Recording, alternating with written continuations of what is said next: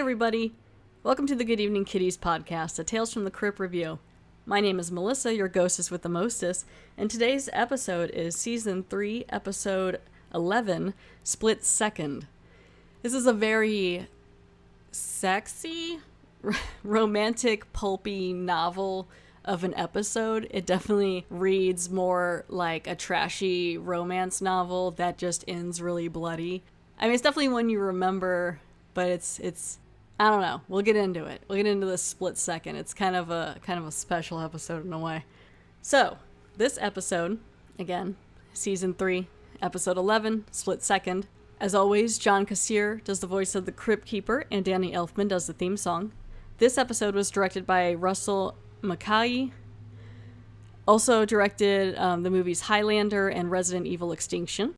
The screenplay is by Richard Christian Matheson, and it stars Brian James from movies such as Blade Runner and The Fifth Element, Michelle Johnson from movies such as Waxwork and Dr. Giggles, and Billy Wirth from movies such as The Lost Boys.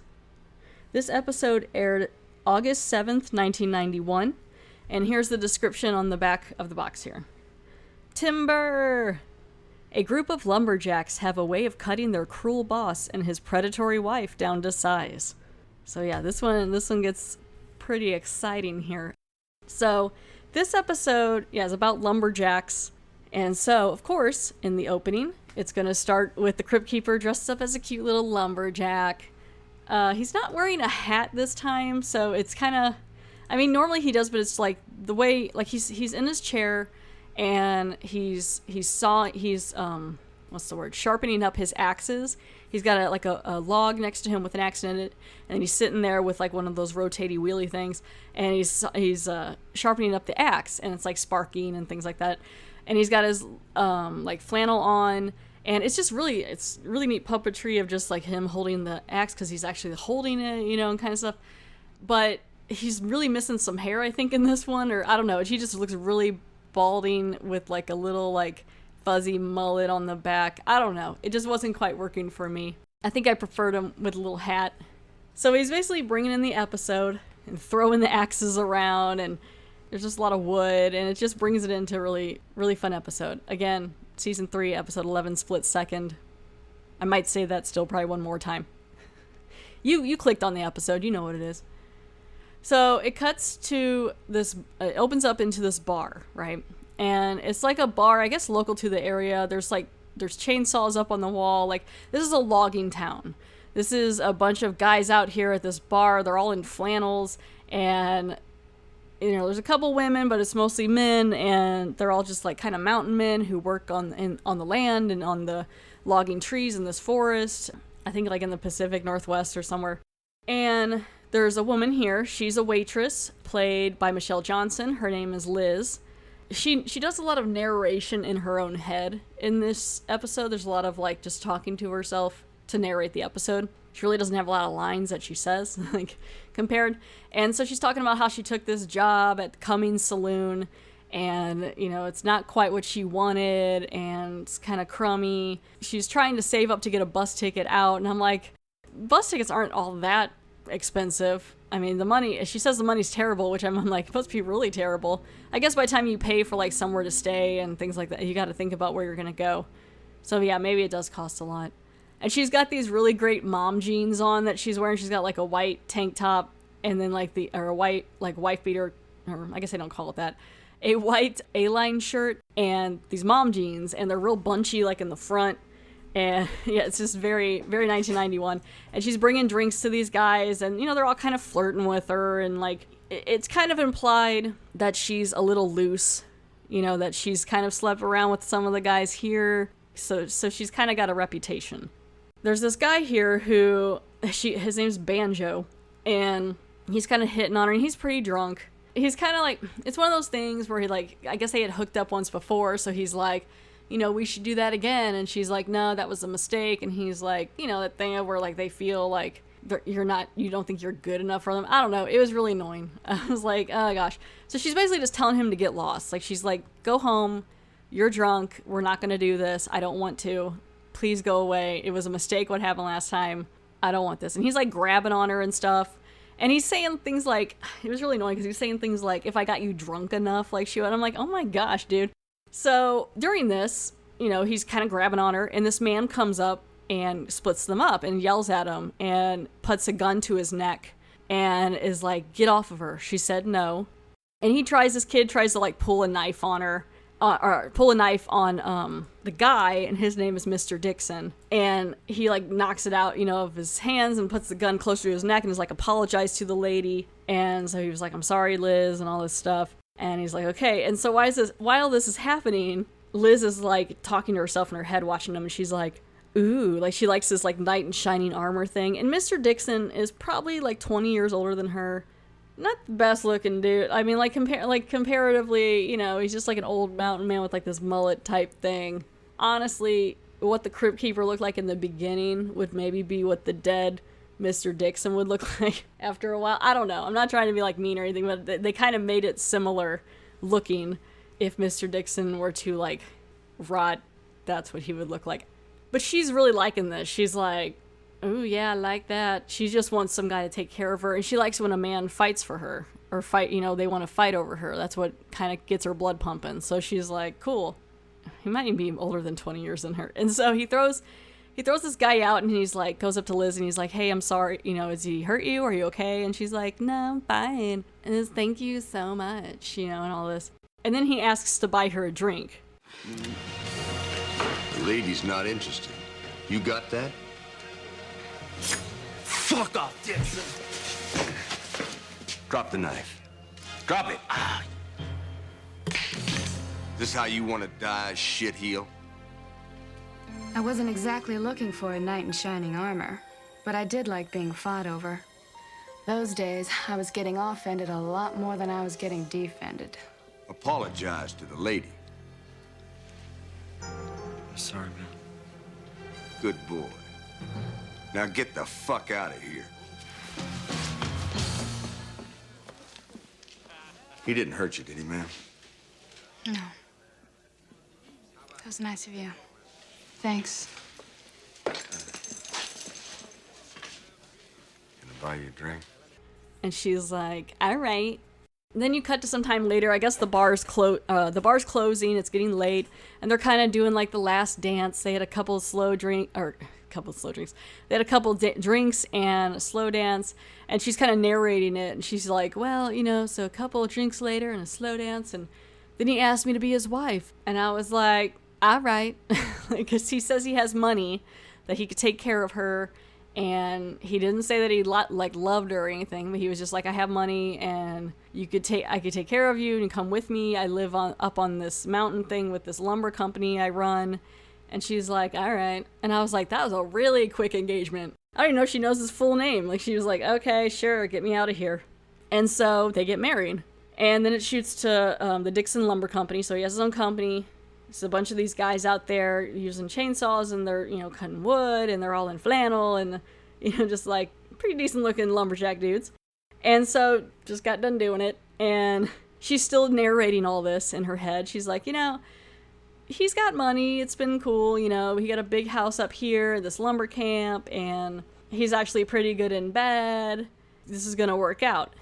And so it cuts to like one of the, there's like a break room kind of thing for all the other lumberjack guys. And they're up there and they're kind of talking like, okay, we got this wood chopping contest coming up. I guess one of their other workers had to leave or something. And so we need someone to get on this wood chopping contest. I guess you don't use a chainsaw. You really have to actually axe the wood, and it's all this stuff. So they're all talking about that. And then they're also kind of gossiping like, hey, I heard Mr. Dixon got married. What the hell are we going to do about the annual tournament this year? Now that Wolf's gone, we got nobody to put on the wood chopping contest. Hey, Snaz, you won't believe Hey, it. Artie, I'm talking here. Someone just said that Dixon got married last night to one of the waitresses down at Cummings' place. Oh, get out of here. Dixon ain't the marrying kind. I know, but that's what they're saying. Said he went off and got hitched to Liz Kelly. Her? Yeah. No. Oh, wow. Well, I didn't know Dixon was into sloppy seconds. And as they're talking, Mr. Dixon comes up there and he's like, I want to let you guys know that we're moving over to the north side of the mountain. And even the guys are like, why? There's hardly anyone there. And he's like, I know, but there's these environmentalists apparently that are trying to protect he says some fucking moth or something. And he's like, I could lay you guys off or we could move. And they're like, all right, well, we appreciate you keeping us here. And then he eventually is like, oh yeah, you know, I got married. And everyone's like, oh, hey, congratulations. And then he's like, yeah, my wife's up here. You know, her name is Liz. And in their heads, they're like, yeah, we know about Liz. And they're like, does that mean that we can have women up here now? They're like, because we're kind of lonely. And he's like, no, she's only up here because she's my wife. And I'm like, okay, so only Mr. Dixon can get laid is the rule up here. And just as they're talking about that, Liz comes up there in like this like midriff tank top and these short shorts and coming up there like, oh, hey, baby, breakfast is ready. And all the guys are like, oh, hey, you know. And Mr. Dixon is just like, no, like she is not supposed to be there. He doesn't want he's very jealous. He doesn't want anyone looking at her. He tells her to go back down to the house, you know, like these guys, you can't, no, they've never seen a woman in a long time, I guess, you know, and he's just really extremely jealous. He's like, I don't want you in here ever. You know, he tells her to go, and so she goes, and he's getting ready to head out the door, and he hears one of the workers, I think his name is Snaz, saying some offhanded comment about how Liz gets around. And he's like, what'd you say? And he just goes off. Mr. Dixon grabs this guy, and he really hurts him like that. I'm so kind of surprised that no one did anything. Like it cuts to him. I think he took it was like the butt of an axe, or like the stick end of the axe, or like, yeah. And he's pushing it down to his throat. And I think he busted his teeth in. So there's like blood everywhere. And I was like, oh my gosh, he's really like hurting this guy. Like what? And everyone's just kind of like, dude, stop. And then like, he's just like, don't ever say that about my wife again. And finally they pull Mr. Dixon off. They're like, he can't breathe and stuff. Yeah, I think he busted his front teeth in or something. But it's pretty gross. And I was like, geez, all right. And everyone's just like cool with it and gets back to work. He comes back, Mr. Dixon comes back up there and he's all mad. And she's like, what? And I guess he got super jealous. So then he wanted to prove he could do her better or something. So then he has sex with her like real aggressively. And it's hilarious because he's doing that. And she's just like laying there staring off in the distance, like just whatever, thinking in her own mind. And then she just rolls away from him. I'm like, yep, okay. Like, she was like, and she's like, now I'm getting bored. She wants to be able to do what she wants to do. And so as time's going by, she's pretty much stuck in the house, just doing whatever, kind of bored, just reading magazines, smoking cigarettes, and lounging around. None of the guys will even look at her or talk to her or anything. She has like no one to talk to because they're all afraid of Mr. Dixon, you know, killing them. And then there's this knock at the door, and there's a new man there, and I believe his name is Ted, my bad. His name is Ted. And Ted is here, I believe played by Billy Wirth, and he's this young, strapping man. Sorry to bother you so early, ma'am. My name's Ted. Morgan? I come looking for a job. What do I look like, a fucking employment agency? Well, no, ma'am. What I meant was, this here is a logging camp, isn't it? Who the hell is that? Don't know.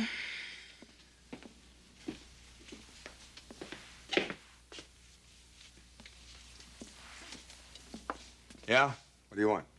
Well, sir, I was just telling your wife. I come looking for a job. Maybe things are picking up around here. Looks like a cure for boredom just showed up at my doorstep. And she's immediately, you know, enthralled by him. And Mr. Dixon comes up and kind of pulls her out of the way. And he's like, hey, sir, you know, I need a job. And he's very professional and very polite. And he's more Liz's age and everything. And she's like, ooh, it looks like a cure for my boredom just showed up, you know, in her head. She's like, all right. But yeah, so they take Ted out to kind of go around the area and show him all the stuff and meet the guys. And he's like, yeah, I'm broke and I just need somewhere to go. Let me show you how I can do the axing. So he gets to, like, he takes his shirt off. He like has this tank top thing on and then his jeans. And he gets up there all muscular with his axe and he just starts, they're like, and go. And they time him and he just starts hacking at this huge log. And he's doing a pretty decent job. It's a decent form and everything, I guess. But I'm like, I guess this was to kind of show off for the wood chopping contest, but because I'm like, what else would you be trying to prove axing like that? You're going to throw out your back or you're going to wear out. These guys are like chopping down huge trees. And so they're all impressed. Ooh, here's a new contender for our wood chopping contest. So Ted gets the job. And this part's funny because this whole time Liz is snuck out there and she's watching him cut the wood. And she's like, yeah. She likes what she sees. And Mr. Dixon sees her staring behind the tree and he's immediately like, super pissed, like, why are you here?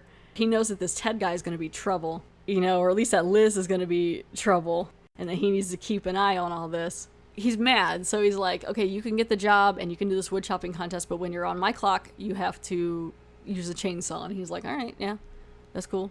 You know, so like I said, I like Ted. I mean, he's just a young, polite beefcake kind of dude who's just trying to make a living. And so later, for some reason, Ted has to go back to their house, and he's looking for Liz, and he's like, Mrs. Dixon, you know, where are you? He's like, it's Ted. And, oh, that's right. Okay, so Liz said she needed a box moved, and somehow I guess Ted got assigned that. And she's in the shower, or at least you hear a shower, and she's like, I'm up here, I can't hear you, what? And so he slowly comes in there, and I don't know what he's expecting to happen. He walks in there, and when he does, she's like getting out of the shower, or like starting out of the shower, and he's like, oh my gosh, I'm so sorry. And it's like, you heard the shower, but she's not sorry. She's basically coming on to him, and she's like, Would you dry my back for me? I don't think I should be in here, Mrs. Dixon. Liz. I'm not gonna hurt you, Ted. I just want you to dry my back. Maybe you'd like to get the front first? Oh, okay, you win. Back first. Listen, I'll come back later. I shouldn't be here. Mr. Dixon wouldn't approve. oh, will you dry my back? And I'm like, you can drive your own back. Like, why are you... Basically, what she's doing is pretty much it's sexual assault. She's sexually assaulting him because he's trying to be good. He doesn't act like he's wanting any of this. He's like, ma'am, I could get in a lot of trouble. You're married. I'm just trying to work. And she's sitting here like all naked, like, will you dry my back? And I'm like, bitch. And she basically just reaches down and grabs his crotch through his jeans. And he's like, oh my gosh. And he freaks out. And you know, there's some boobs and stuff here, boobs.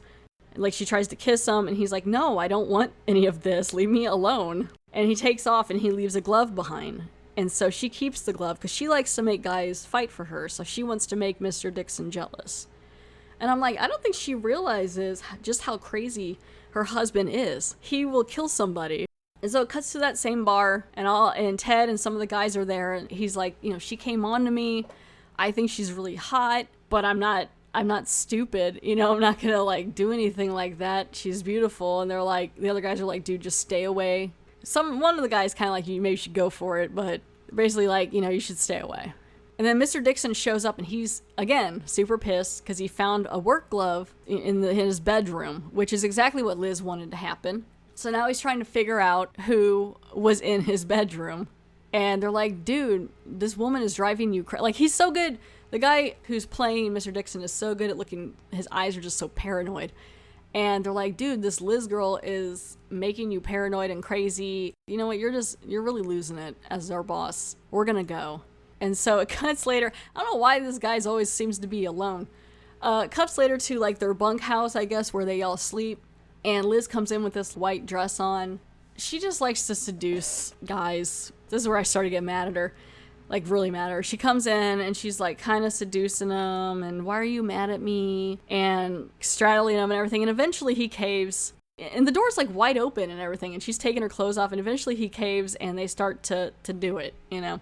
And then it's weird because it's like, even though he thought she was beautiful and stuff, he's automatically like, your body's so great. I can't believe this is happening. And it's like, you're gonna die, man. It's like, the door is right open. It's not so like, you know, and there's a whole long sex thing here. You're like, cool. So all of a sudden, Mr. Dixon appears in the doorway. You son of a bitch! He forced me! He made me! She's lying, Mr. Dixon. She came here and seduced me.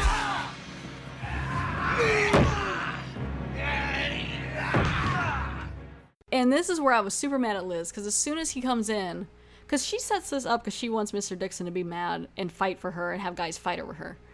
And as soon as he runs in, like, you son of a bitch, I'm gonna kill you, she's like, he forced me, he made me. And I'm sitting there, and I literally yelled out, I was like, you dumb bitch. I was like, Liz, oh my gosh, you're so stupid. Like, what are you doing? Like, gosh, you're so horrible. I also find it weird when, like, in those scenes where it's like, I was glad that Ted at least tried to fight some of it, because a lot of times in movies or shows, she'll come on to them and then they'll just see a pair of boobs and be like, oh my gosh, I can't help it. And it's like, yeah, you can. If you really didn't want to. So I was glad he at least fought it a little bit in this one. But yeah, I was like, Liz, whatever.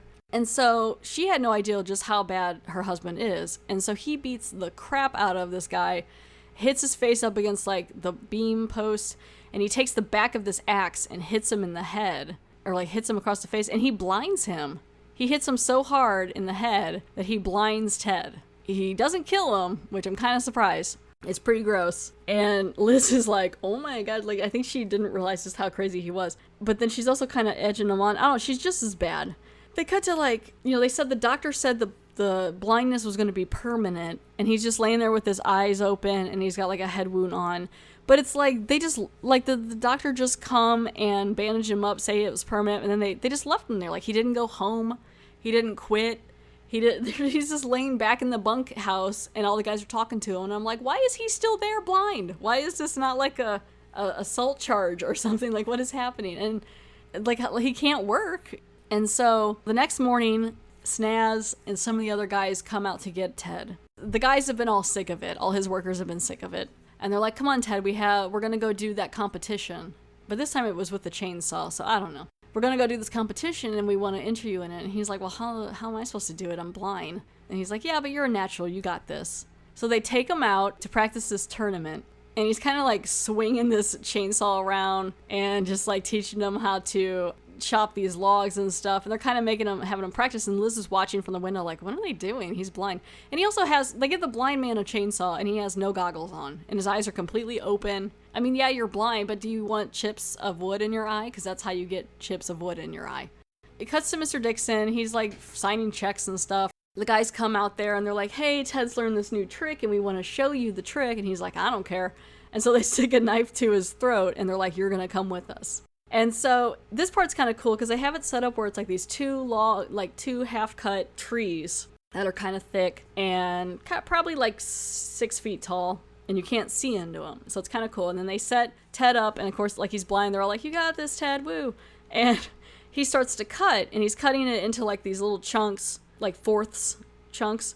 And as he's cutting it, all this blood starts coming out and hitting him in the face. And I know he's got to feel it, but he just keeps going, and he's super excited. And all the guys are excited, and they're getting hit with blood. And you realize that Mr. Dixon is inside the tree.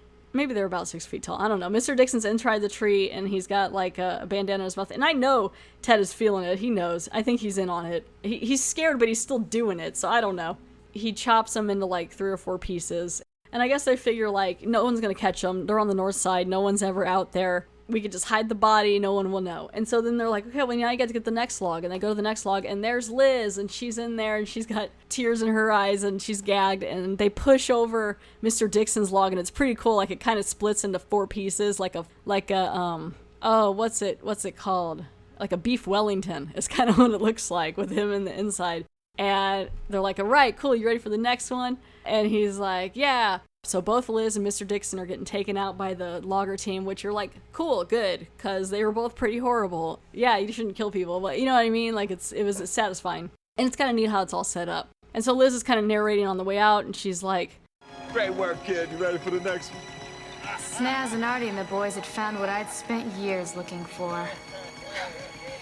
The cure for a terminal case of boredom.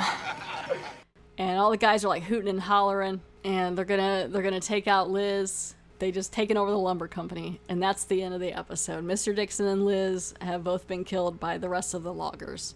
And so it cuts to the crypt keeper, and he's, hanging out in the crypt, and now he's got a little hard hat on, so he looks a little better. Crypt keeper, you're so punny.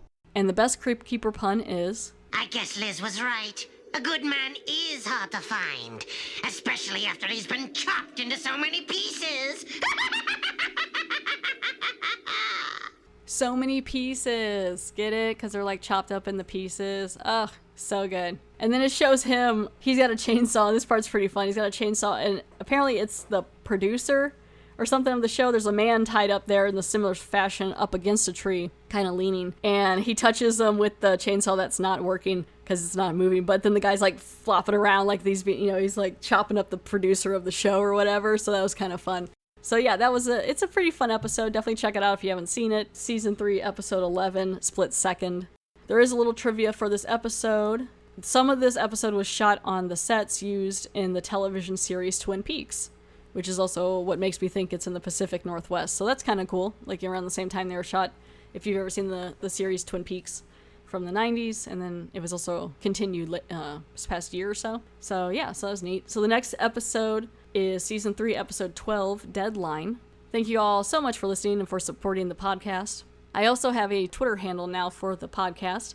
It's at Geck Podcast, which is at GEK Podcast.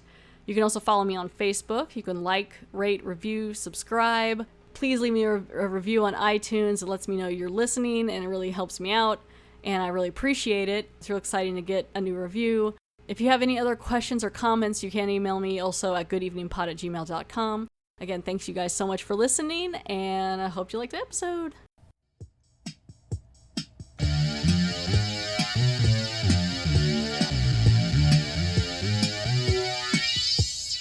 I just had quite a scare.